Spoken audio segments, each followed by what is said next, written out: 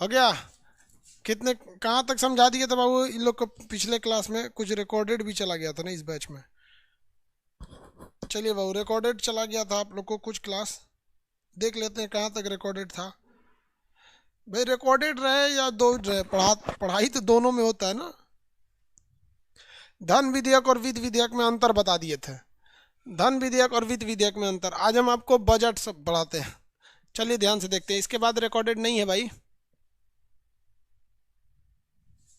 चलिए बजट समझते हैं आप लोग ध्यान से। बजट, बजट शब्द की चर्चा संविधान के अनुच्छेद 111 में। 111 में क्या था आपको बता दिए थे पिछले क्लास में, इससे पहले के क्लास में। किसी भी विधेयक पर राष्ट्रपति अनुमति देते हैं या नहीं देते हैं, वो सब की चर्चा किस में था? अनुच्छेद 111 में था। अभी किस में है? बजट में। यहाँ तक में पीडीएफ नहीं मिला है, कोई दिक्कत नहीं, पीडीएफ प्रोवाइड करा देंगे, ठीक है। अभी ध्यान से समझिए यहाँ पर बजट क्या चीज़ है। बजट साल भर का हिसाब किताब को हम लोग क्या कहते हैं? बजट कहते हैं। साल भर के हिसाब किताब को बजट कहते हैं। इसमें तीन चीजें आपको समझना जरूरी है। बजट में तीन चीज समझ जाएंगे काम हो जाएगा। एक होता है अंतरिम बजट, अंतरिम बजट, प्रोविजनल बजट, अंतरिम बजट। दूसरा होता है आम बजट, इंग्लिश हिंदी दोनों बजट कहते हैं। एक होता है लेखानुदान, वोट ऑन अकाउंट, लेखानुदान, वोट ऑन अकाउंट। ये तीन चीजें समझ जाएंगे आपका काम हो जाएगा, ठीक है। इसके बाद हम बजट कैसे पारित होता है वो सब का झमेला आगे समझाएंगे आपको। पहले समझते हैं बजट। बजट फ्रेंच भाषा का शब्द है जिसका अर्थ होता है चमड़े का थैला। बजट फ्रेंच भाषा का शब्द है जिसका अर्थ होता है चमड़े का थैला। बजट जो है ये प्रस्तुत किया जाता है, जब भी बजट को लाया जाता है ना, तो बजट को लोकसभा में प्रस्तुत किया जाता है। कौन प्रस्तुत करते हैं? वित्त मंत्री। लेकिन बजट प्रस्तुत करने का अधिकार जिसे दिया गया है वो राष्ट्रपति को अधिकार दिया गया। कंफर्म? बजट प्रस्तुत भले वित्त मंत्री करते हैं, लेकिन प्रस्तुत करने का अधिकार किसे दिया गया है? राष्ट्रपति को। ये कहाँ प्रस्तुत होता है? तो पहले लोकसभा में प्रस्तुत होता है। किसी को यहां तक में कोई दिक्कत नहीं है? हो गया? देखिए अब कमेंट वमेंट अब आप लोग नहीं करिए, वरना फिर दिमाग फ्लक्चुएट होने लगता है, क्या पूछ रहा है सब। लास्ट में बोलिएगा। बजट प्रस्तुत करने का अधिकार राष्ट्रपति को है, लेकिन वो खुद नहीं करके किससे कराते हैं? तो वित्त मंत्री से कराते हैं। बजट किस भाषा का शब्द है? फ्रेंच भाषा का शब्द है। बजट का अर्थ क्या होता है? चमड़े का थैला। भारत में उसे बही कह दीजिए, बही खाता। देखते हैं दीपावली में लोग बही को हिसाब क्लियर कर देते हैं। बजट का प्रस्तुत करने का अनुच्छेद किसमें? आर्टिकल 112 में, आर्टिकल 112 में है, ठीक है। ये क्या हो जाता है? बजट हो जाता है। बजट में दो चीजें शामिल की जाती है। देखिए बजट में दो चीजों का, एक होता है आपका आय, कितना आया, और एक होता है व्यय, कितना खर्चा हुआ। अगर ये दोनों है तो इसे कहा जाएगा बजट। अगर ये दोनों है तो इसे क्या कहा जाएगा? बजट। याद रखिएगा, बजट में हमेशा आपको इनकम और एक्सपेंडिचर दोनों दिखाना है। एक्सपेंडिचर मतलब व्यय, खर्चा। ऐसा थोड़ी है कि केवल एक ही चीज दिखाएंगे, खर्चा भी आपको दिखाना पड़ेगा। बजट है। अब ये बजट भी दो टाइप का होता है। बजट कितने टाइप का? दो टाइप का। अंतरिम बजट, अंतरिम, और एक होता है आम बजट। आम बजट जो होता है पूरे 1 ईयर का होता है, पूरे 1 ईयर का होता है। एक साल का आय और व्यय, मतलब एक साल में कितना पैसा आया और एक साल में कितना पैसा खर्च हुआ, ये सारा चीज क्या कहलाता है? आम बजट 1 ईयर के लिए होता है। लेकिन आम बजट क्या होता है? आम बजट के लिए ये चुनाव तक होता है। चुनाव, ये नहीं समझ में आया? चुनाव का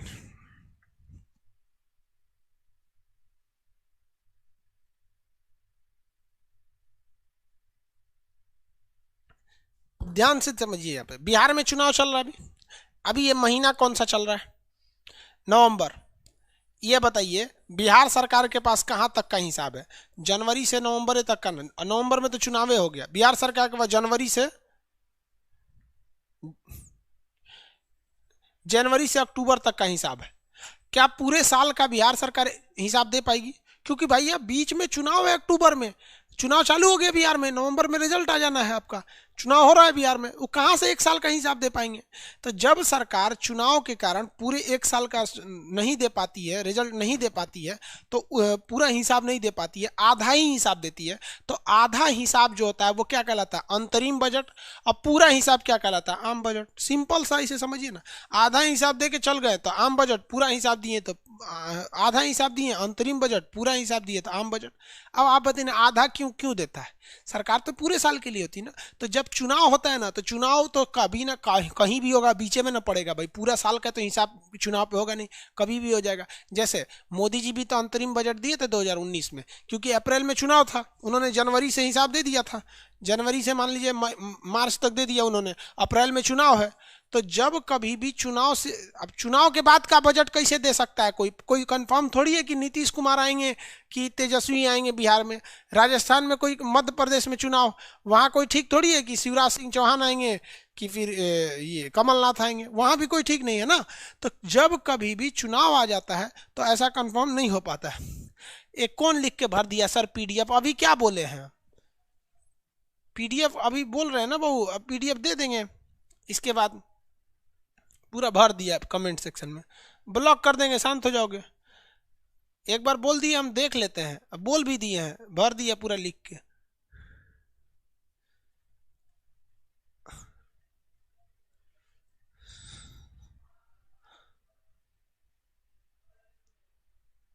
हो गया, चलिए ध्यान दीजिए, वो कमेंट ऑफ कर देंगे, ज्यादा नोटिंग की करेगा लोग तो।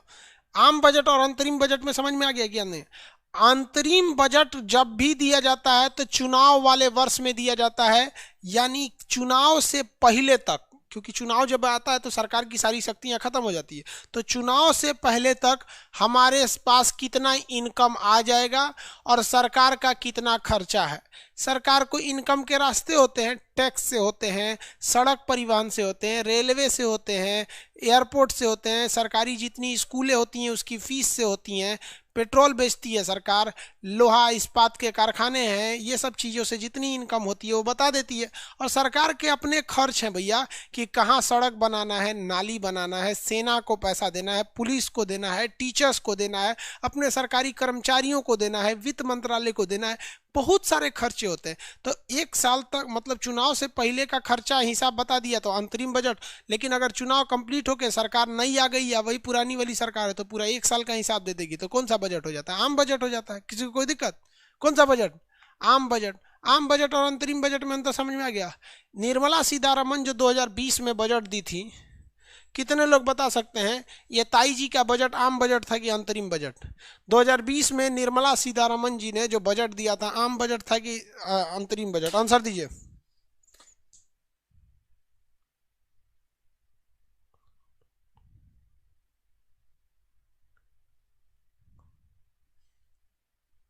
आम बजट।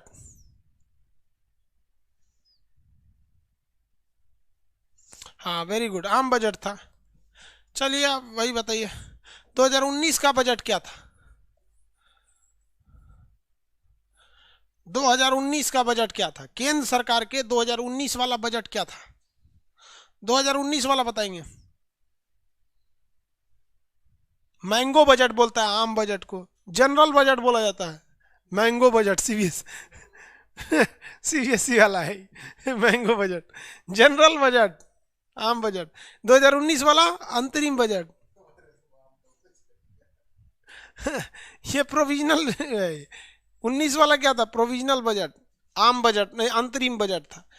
इस साल 2020 बताइए। तो बिहार की बात करते हैं। बिहार, बिहार में काबा, एक तो लड़की है ना बहुत फेमस हुई, कौन, राठौर करके। बिहार का 2019 का बताइए। बिहार में 2019 में बताइए तो। बिहार में 2019,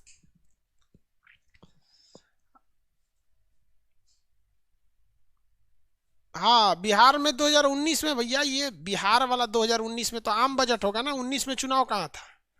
आम बजट था। लेकिन बिहार में 2020 वाले में चुनाव आ गया, इसलिए प्रोविजनल हो गया, अंतरिम हो गया, अंतरिम हो गया। किसी को कोई दिक्कत नहीं है। 5 साल की सरकार में 4 बजट आम बजट होता है, लास्ट वाला अंतरिम बजट हो जाता है। सिंपल सी बात, 5 साल का कार्यकाल होता है ना, शुरुआत के 4 बजट आम बजट हो जाता है, लास्ट वाला एक बजट अंतरिम बजट हो जाता है। बजट तो समझ में आ गया। हम आपसे कहते हैं कि हमको 100 रुपये का इनकम होगा और खर्चा बतेबे नहीं किए, तो क्या बजट है? नहीं है, ये बजट नहीं है, ये रेवेन्यू है। क्या है? रेवेन्यू है। जब कभी भी आप केवल खर्चा बताते हैं तो उसे कहा जाता है रेवेन्यू। उसे क्या कहते हैं? रेवेन्यू। देखिए तीसरा चीज, ओनली आय, तो इसे कहते हैं रेवेन्यू। रेवेन्यू इसे कहते हैं राजस्व। और जब कभी भी हम ओनली व्यय बताते हैं, ओनली व्यय, ओनली व्यय, तो इसे हम लोग कहते हैं, हम लोग लेखानुदान। लेखानुदान। Vote on account, account, vote on account. जैसे सरकार केवल कह दी कि साहब हमारा इतना खर्चा है, पैसा निकालिए, खाली खर्चा है, आई तो किसी काम का नहीं है, इसको हटाइए। अगर केवल खर्च बता के चली गई तो उसे क्या कहते हैं? लेखानुदान। केवल खर्चा बता दिया तो उसे क्या कहेंगे? लेखानुदान। केवल खर्च बता दिया तो लेखानुदान। ओनली खर्चा बता दिया तो उसे क्या कहते हैं? वोट ऑन अकाउंट, लेखानुदान। इसकी चर्चा अनुच्छेद 117 में है, इसको आगे बताएंगे। केवल खर्चा बता दिया तो क्या बजट कहलाएगा? नहीं, उसके लिए आपको व्यय भी बताना है और आय भी बताना है। जैसे नीतीश कुमार जी जो बिहार में है चुनाव में, वो खर्चा बता दिए होंगे कि चुनाव आयोग को इतना खर्चा लगेगा, पुलिस का इतना खर्चा आएगा, चुनाव कराने में इतना खर्चा आएगा, सारा चीजें वो क्या कर देंगे? बता देते हैं। और जब बता दिए लेकिन वो आय का नहीं बताएं कि कितना पैसा आएगा, आएगा कहाँ से, उनका मतलब नहीं है। तो जब कभी भी आय नहीं बताया जाता, केवल खर्च बता दिया जाता है, तो उसे क्या कहते हैं? लेखानुदान कहते हैं। लेखानुदान समझ में आ गया? बजट समझ में आया?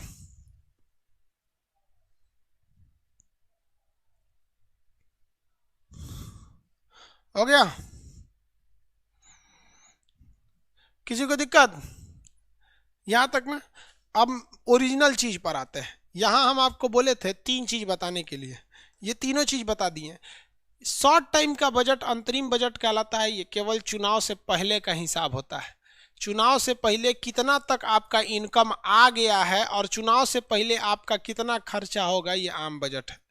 अंतरिम बजट 1 ईयर में आपका कितना इनकम होगा, आय कितना होगा और पूरे 1 साल में कितना व्यय होगा, ये हो जाता है आम बजट। लेखानुदान में होता है ओनली आपका एक्सपेंस दिखाया जाता है, ओनली व्यय, कि सेना पर इतना खर्चा है, राफेल खरीदना है, फिर मिसाइल खरीदना है, इतना खाली सब है, तो उसमें क्या किया जाता है? ओनली व्यय, लेखानुदान आ जाता है। अब पैसा निकालने का मेन तरीका समझते हैं। ये तो आपको बेसिक कॉन्सेप्ट था, मेन तरीका समझिए पैसा निकलता कैसे है। आर्टिकल 112 बजट की चर्चा है, 13 प्राकलन की चर्चा है, 14 विनियोग विधेयक की चर्चा है, 115 अतिरिक्त अनुदान है, 116 लेखानुदान है। लेखानुदान है, किसी को यहां तक में दिक्कत नहीं। 112 में क्या है? बजट है। बजट प्रस्तुत करने का अधिकार किसको है? किसको है भैया? राष्ट्रपति को है। कराते किससे है? वित्त मंत्री से। बजट प्रस्तुत करने का अधिकार संविधान ने किसे दिया है? राष्ट्रपति साहब को दिया है। लेकिन राष्ट्रपति किससे कहते हैं? फाइनेंस मिनिस्टर से कहते हैं, वित्त मंत्री से कहते हैं। किससे कहेंगे? वित्त मंत्री से कहेंगे। किसी को दिक्कत? प्राकलन का मतलब क्या होता है? एस्टिमेट। प्राकलन का मतलब क्या होता है? एस्टिमेट बनाना, हिसाब किताब। प्राकलन का मतलब हिसाब किताब। विनियोग, विनियोग, विनियोग, यहाँ तक में हम समझाते हैं आपको, अभी तक में ध्यान से समझिए। यहाँ पर बजट को इंग्लिश में क्या कहते हैं? इंग्लिश और हिंदी दोनों ही बजट है।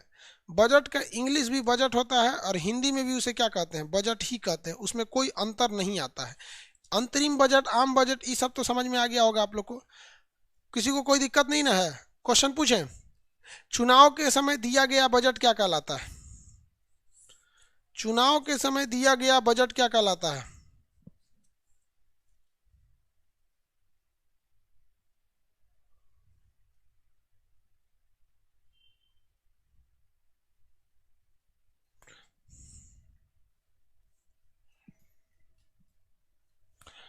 अंतरिम बजट कहलाता है। देखिए 15 क्या है? अतिरिक्त, ये 16 क्या है? लेखानुदान। लेखानुदान, अरे इससे पहले 17 बोल दिए थे क्या, गलती से बोल दिए होंगे। चलिए यहाँ समझिए, ये चीज को ध्यान से समझिएगा। इसका मतलब तो एस्टिमेट,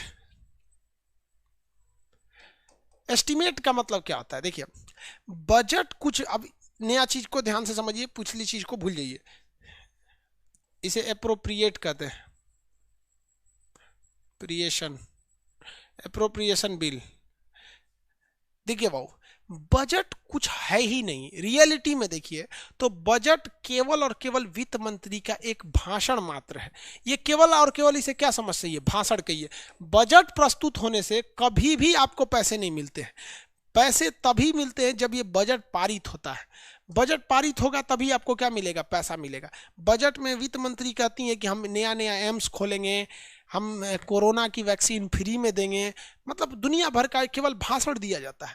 लेकिन ऐसा थोड़ी होता है, आप भी बहुत ज़्यादा जगह जगह जाके बजट प्रस्तुत कर देते होंगे। सुनो हम आपके लिए ये कर देंगे, आश्वासन देना। बजट का मतलब क्या होता है, आश्वासन देना। अरे हम आपके लिए स्कूटर खरीद देंगे, हम आपके लिए ये कर देंगे, वो कर देंगे, दुनिया भर का आप बात कह के चल जाएंगे। समझ में आया कि नहीं आ गया, बजट के लिए। लेकिन उस पर कितना खर्च आएगा, हिसाब किताब। एस्टिमेट का मतलब क्या होता है, कितना हिसाब किताब, कितना पैसा आएगा, तो उसका हिसाब किताब देना वो क्या कहलाता है, प्राकलन कहलाता है। तो जब कभी भी वित्त मंत्री भाषण देते हैं कि हम राजस्थान में एक नया एयरपोर्ट बनाएंगे, मध्य प्रदेश में एक नया बांध बनाएंगे, झारखंड में हम यूनिवर्सिटी खोलेंगे, महाराष्ट्र में हम नहर निर्माण करके सूखा से बचाएंगे, बाढ़ से निपटने के लिए बिहार में बांध बनाएंगे, तो जितनी भी भाषण दे रहे होते हैं वो सब का सब बजट में आ जाता है। उससे पैसे नहीं निकलते भाऊ, वो भाषण दे देता है, आधा तो उसमें पूरा नहीं करता है। फिर उसके बाद उसको लिखित हिसाब में प्राकलन यानी एस्टिमेट देता है कि जो हम बोल रहे थे ना कि बिहार में बांध बनेगा, उसके लिए एस्टिमेटेड खर्चा 2000 करोड़ है। जो हम राजस्थान में एयरपोर्ट बोले थे बजट में, उसका प्राकलन यानी एस्टिमेट है 100 करोड़ में एयरपोर्ट बनेगा, ये बनेगा। समझ में आ गया कि नहीं आ गया। लेकिन एक बात बताइए, इससे क्या पैसे निकल जाएंगे? अभी भी नहीं निकलेगा। चलिए देखिए, इससे भी अभी आपका पैसे नहीं निकलेंगे। कैसे नहीं निकलेंगे, देखिए मान के चलिए कि आप अपने पिताजी से कहें कि पिताजी हमको जाना है दिल्ली पढ़ने के लिए, आईआईटी में एडमिशन लेने के लिए। तो ये क्या है, बजट है। क्या है, बजट है। आपके पिताजी भी कहे हाँ बेटा आईआईटी में जाएगा, ये क्या है, बजट है। इस बजट के बाद अब प्राकलन आएगा, एस्टिमेट, कि बबुआ का कितना खर्चा आएगा, तो एस्टिमेट होगा। लेकिन उस खर्चा के बाद से पिताजी आपको पैसा देते हैं कि नहीं देते हैं, ये भी तो डिपेंड करता है। मान लीजिए कि आपने कह दिया पिताजी से कि हमको एक तो लैपटॉप चाहिए, एप्पल का लैपटॉप चाहिए, तो एप्पल का लैपटॉप क्या हो गया, बजट हो गया। आप पिताजी को जाके एस्टिमेट भी दे दिए, देखिए पिताजी एप्पल का लैपटॉप कितना में आता है, मोबाइल 1 लाख में आता है, लैपटॉप को 1 लाख स्टार्ट होता है कि आता है। तो मान लीजिए प्राकलन आपने दिया, पिताजी को एस्टिमेट दे दिया कि 1 लाख रुपया में एप्पल का लैपटॉप आएगा, तो चलिए आपने एस्टिमेट भी दे दिया। लेकिन पिताजी को जरूरी है कि आपको एप्पल का लैपटॉप दिला देंगे?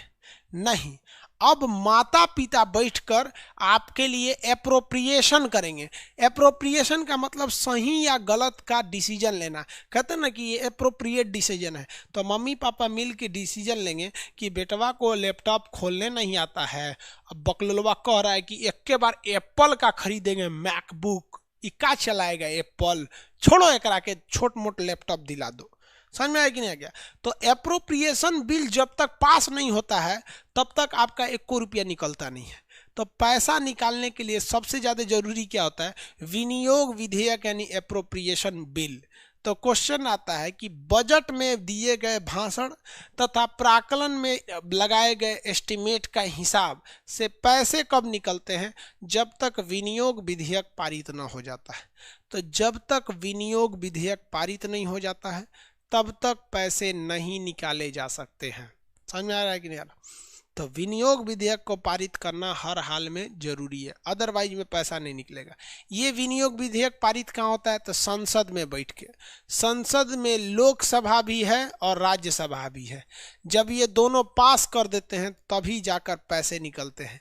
इसीलिए सरकार के पास बहुमत यानी 50% से ज़्यादा मत का रहना जरूरी है, वरना सरकार कहेगी कि हमें एक बहुत भव्य सड़क का निर्माण करना है, हाईवे बनाना है कश्मीर से कन्याकुमारी तक, गांव के हर एक सड़क को चौड़ा कर देने हैं, गांव का सड़क ऐसा बनेगा कि उस पर हवाई जहाज उतर जाए। ये सब भाषण दे दिए मोदी जी।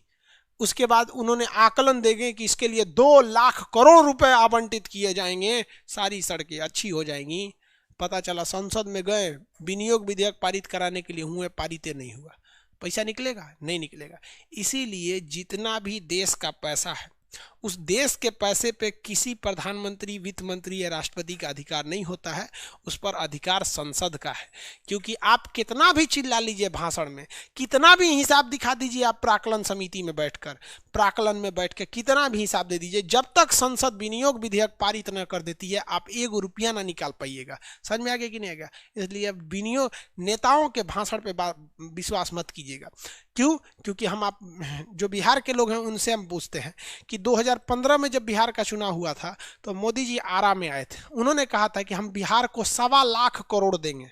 कितना देंगे? 1.25 लाख करोड़ देंगे। तो वो मोदी जी का भाषण था, और बाकायदे उन्होंने प्राक्कलन भी दिया था कि इसमें इतना पैसा खर्चा होगा, पुल बनाने में इतना, यूनिवर्सिटी में होगा।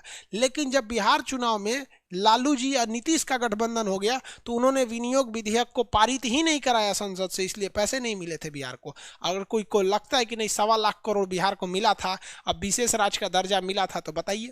इसलिए कोई भी भाषण दे, चाहे आपका कांग्रेस हो, बीजेपी हो, एलजेपी हो, कोई भी हो भैया, आपके साउथ की पार्टी हो, अकाली दल हो, कहीं की भी हो भाई, पार्टी का नाम हम इसलिए ले रहे हैं कि आप ऑनलाइन वाले हर जगह के हैं, तो आप बात समझिए।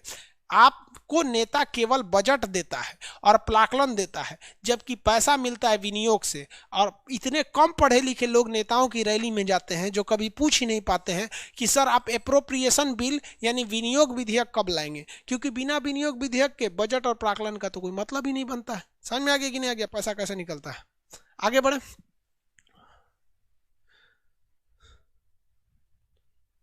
50% से ज्यादा एक को होगा, साधारण बहुमत से पारित हो गया।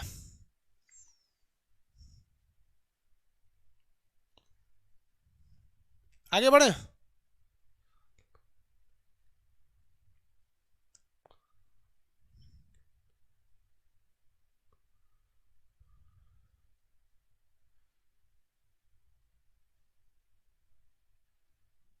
आगे बढ़े बाबू। अरे बाबू, तू कौन जीतेगा बिहार में गोली मारना रे? कोनो जीते उससे क्या मतलब बनता है बिहार इलेक्शन में? देखो, हम यूट्यूब पे अमेरिका के इलेक्शन के बारे में बता दिए, लेकिन बिहार के इलेक्शन का एक को वीडियो नहीं बना है। जानते हैं, जानते हो पॉलिटिक्स बहुत खराब चीज है। जो जिस पार्टी का है वो उसी पार्टी का रहेगा। आप उसको गला काट दीजिए, सर काट के दे दीजिए, अपनी सारी संपत्ति दे दीजिए उसको, कुछ भी कर दीजिए, वो आपकी बात नहीं सुनेगा। इसलिए don't interfere in the politics, bloody politics. समझ में आ गया कि नहीं गया? इसमें कोई चेंज नहीं हो सकता है। समझ में आ गया? इसलिए इस सब में नहीं जाना चाहिए। आगे देखिए, किसी की सरकार बनती है, छोड़िए उस सब चीज को। आगे देखिए, अतिरिक्त अनुदान क्या होता है। एक बात बताइए, कभी कभी महंगाई बढ़ती है कि नहीं बढ़ती है? और 4-5 साल बाद तो जेन्युइन महंगाई बढ़ जाती है। अब सपोज कीजिए कि राजस्थान में बहुत ज़्यादा रेगिस्तानी एरिया है, तो एक ऐसा प्रोजेक्ट बनाया गया कि जितने भी मध्य प्रदेश की नदियां हैं उन्हें मोड़ के राजस्थान में ले जाया जाए। तो पहले तो संसद में बैठ के खड़ा होकर भाषण दीजिएगा, बजट में। किस में दीजिएगा? बजट में, कि हम राजस्थान के मतलब मरुस्थलीय क्षेत्र को बनाना चाहते हैं, तो ये बजट हो गया। अब आपसे प्राक्कलन पूछा जाएगा कितना खर्चा आएगा, तो आप कहेंगे कि सर जी 200 करोड़ खर्चा आएगा।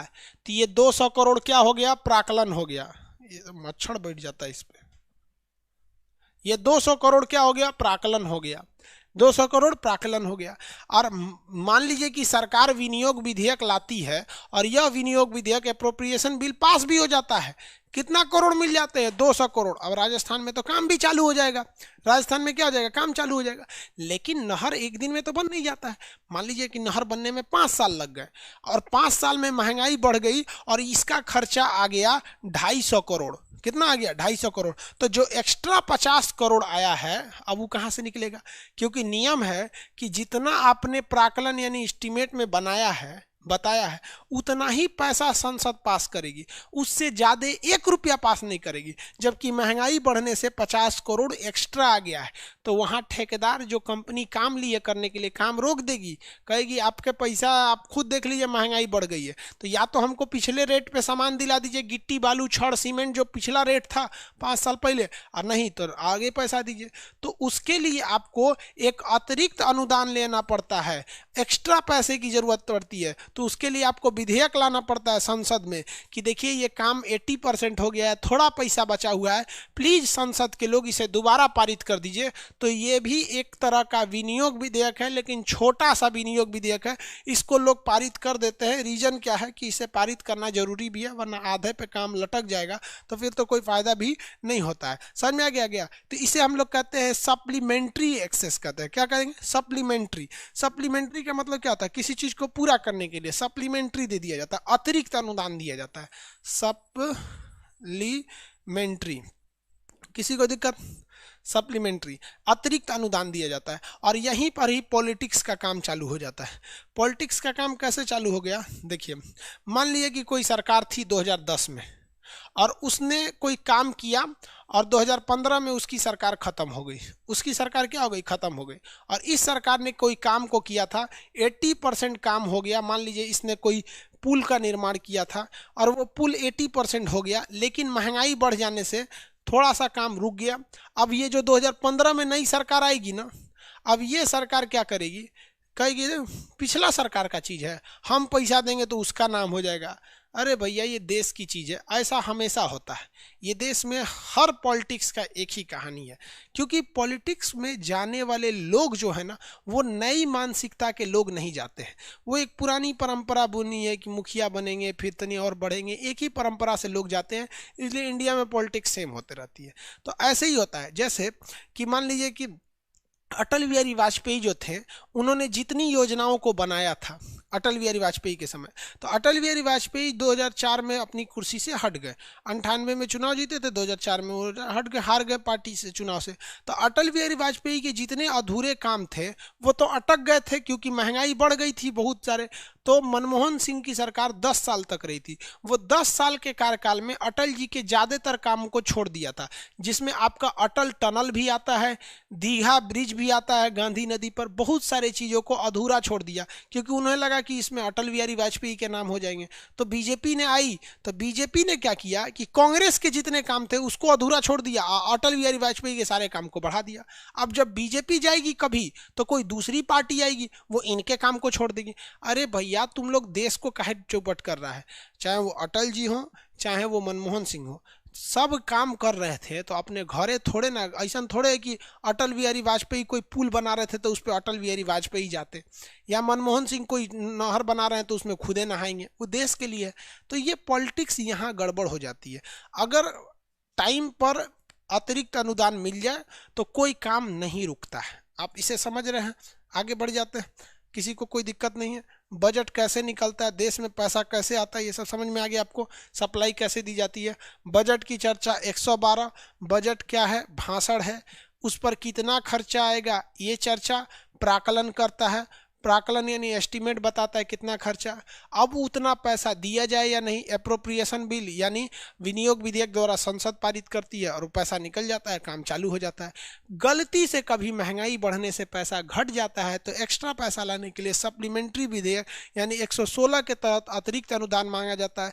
अगर सरकार दे दी तो काम कंप्लीट हो जाता है, और सरकार नहीं देगी तो काम अधूरा रहता है। इसलिए आप अक्सर देखे होंगे, कोई पुल है बेचारा आधा बना है, 10 साल से वैसे ही पड़ा है, कोई सड़क आधे बन के 10 साल से पड़ी है, कोई विद्यालय, कोई स्कूल, यही सब ये फंस के रह जाते हैं कि पहले तो पैसा पारित हो गया लेकिन उसके बाद पारित नहीं हुआ। लेखानुदान आपको बता दिए हैं कि ओनली इसमें खर्चा दिखा दीजिए, ओनली एक्सपेंस, ओनली व्यय दिखा दीजिए इसमें, तो उसे क्या कहते हैं? लेखानुदान कहते हैं। केवल खर्चा दिखा देंगे तो लेखानुदान के नाम से जाना जाता है। समझ में आ गया कि नहीं आ गया? किसी को कोई दिक्कत नहीं? और के ओनली खर्च दिखा देंगे तो ये बजट का ही एक दूसरा रूप है। बजट में आय और व्यय दोनों दिखाना है। इसमें केवल क्या दिखाना है? व्यय दिखाना है। इसमें केवल क्या दिखाना है? व्यय दिखाना है। लेखानुदान समझ में आ गया, बजट वगैरह सब समझ में आ गया।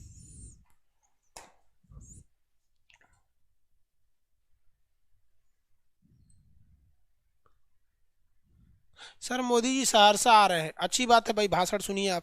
स्टेट बजट क्या होता है, स्टेट में पढ़ाएंगे स्टेट का बजट। पॉलिटी का पीडीएफ नहीं खुल रहा है, बता देंगे बाबू। अनुच्छेद आर्टिकल 82 के बाद का पीडीएफ डाल दीजिए, डाल देंगे बाबू। कोरम की किस स्थिति में क्या होता है आगे बताएंगे भाई, कोरम के बारे में। विनियोग में कभी पैसा।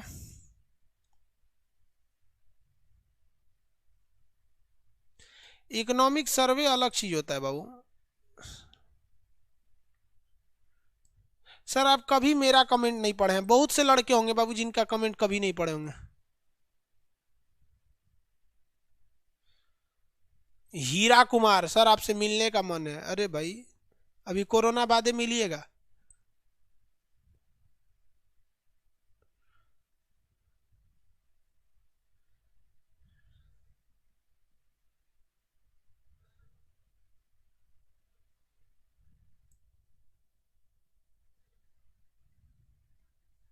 सर समिति कितने टाइप के होते हैं? लोल कहीं का वीडियो पड़ा हुआ है, समिति कितने टाइप की होती है? अस्थाई समिति, अस्थाई समिति, कई टाइप की समितियां होती हैं। इतना तो समझ में आ गया होगा आप लोग को, किसी को कोई दिक्कत नहीं। बजट में कैसे पैसा निकलता है, अब इसके बाद का लेसन अलग हो जाता है। वह संसद की कार्य में आप कौन सी भाषा प्रयोग करेंगे, सुप्रीम कोर्ट के क्या क्या अधिकार है, संसद के क्या क्या अधिकार है, उसके बाद सुप्रीम कोर्ट की एंट्री हो जाती है। समझ में आया कि नहीं आ गया? इतना समझ गए?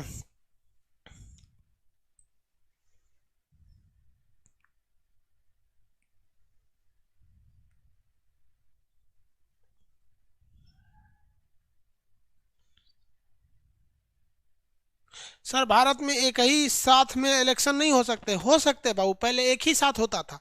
लेकिन क्या होता है ना कि बीच बीच में किसी राज्य में क्या लग जाता है, इमरजेंसी लग जाता है, राष्ट्रपति शासन लग जाता है, तो वो पीछे हो जाता है।